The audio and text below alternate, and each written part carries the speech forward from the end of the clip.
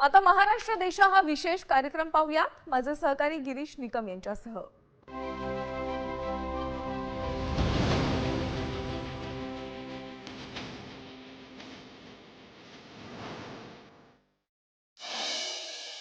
नमस्कार, मी गिरीश निकम।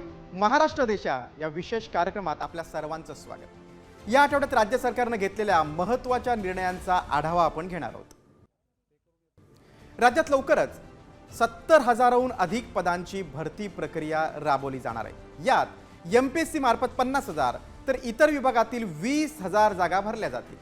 ही भरती प्रक्रिया पारदर्शक आणि कौशल्याधारित करण्याचे निर्देश मुख्यमंत्री देवेंद्र फडणवीस यांनी दिलेत। हे भरती मॉडेल देशासाठी मार्गदर्शक ठरेल असा विश्वास देखील मुख्यमंत्र्यांनी व्यक्त केलाय। सरकारी रुग्णालयांमधील सर्व तपासणी आणि उपचार हे अगदी पूर्वीप्रमाणेच मोफत असतील असं सार्वजनिक आरोग्य विभागाने स्पष्ट केलंय। 16 जानेवारीच्या एका पत्रकामध्ये चुकीनं जुने दर छापले गेले होते, मात्र आता हे दर रद्द करण्यात आलेत। नागरिकांनी अफवांवर विश्वास ठेवू नये, तसंच सर्व सेवा निशुल्क सुरू असल्याचं आरोग्य विभागाने स्पष्ट केलंय। पुणे शहर आणि परिसरातील वाढतं औद्योगिकरण आणि नागरीकरण लक्षात घेता भविष्याच्या दृष्टीने पुरंदर विमानतळाचं काम वेगाने करायला सुरुवात झाली। त्यासाठी विशेष हेतू प्राधिकरणाची स्थापना करण्यात येणार आहे। भूसंपादन आणि त्या अनुषंगाने येणाऱ्या इतर बाबींसाठी 6,000 कोटींचं कर्ज देण्यात येणार आहे। या कर्जाला शासन मान्यता आणि हमीसाठी मंत्रिमंडळाच्या बैठकीत मान्यता देण्यात आली आहे। एकूण 96% लोकांनी कन्सेंट दिलेला आहे। त्यामुळे आता लगेच प्राइस निगोसिएशन करून कन्सेंट पद्धतीनं जमीन अधिग्रहण केलं जाईल।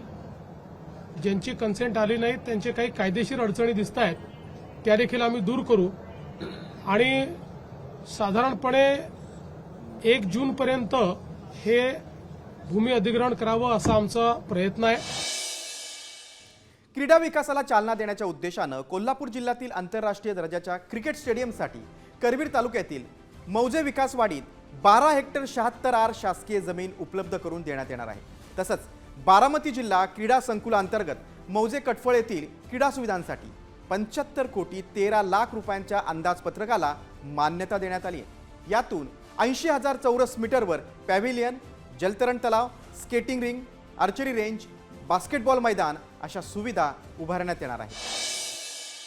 57 अपूर्ण सिंचन प्रकल्प आणि 193 पूर्ण प्रकल्पांच्या वितरण प्रणालीसाठी 15,000 कोटींचं दीर्घ मुदतीच्या कर्जाला मंत्रिमंडळाच्या बैठकीत मान्यता देण्यात आली आहे। यातून राज्यातील 8 लाख हेक्टर कृषी क्षेत्राच्या सिंचनाचा प्रश्न सुटण्यासाठी मदत होणार आहे।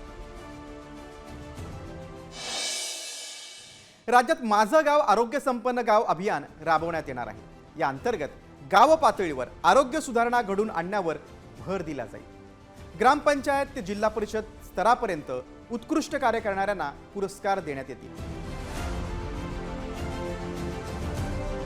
जीवनशैलीत आहारात बदल करण्यासाठी प्रोत्साहन, प्रतिबंधात्मक उपाययोजना, वेळेवर उपचार आणि पुनर्वसन या 4 स्तरावर हे अभियान राबवण्यात येणार आहे।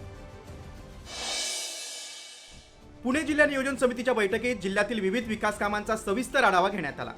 उपमुख्यमंत्री सुनेत्रा पवार यांच्या उपस्थितीत ही बैठक झाली। मंजूर कामं ठरलेल्या वेळेत पूर्ण करणे, बांधकामाचा दर्जा उत्कृष्ट आणि टिकाऊ ठेवणे आणि पुढील वर्षांचं नियोजन प्राधान्यक्रम ठरवून वेळेत पूर्ण करणे अशा सूचना यावेळी संबंधित यंत्रणांना देण्यात आल्या।